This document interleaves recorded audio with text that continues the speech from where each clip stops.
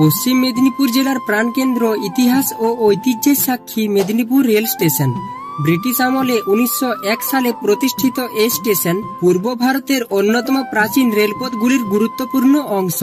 1898 সালের শুরুর দিকে এটি ছিল বেঙ্গল নাগপুর রেলওয়ে BNR সংস্থার অধীনে। তারপর 1944 সালে ভারতীয় রেল পুনর্গঠনের সময় এটি দক্ষিণ পূর্ব রেলওয়ের অন্তর্ভুক্ত করা হয়। আজকের মেদিনীপুর স্টেশন আধুনিক পরিকাঠামোয় সমৃদ্ধ।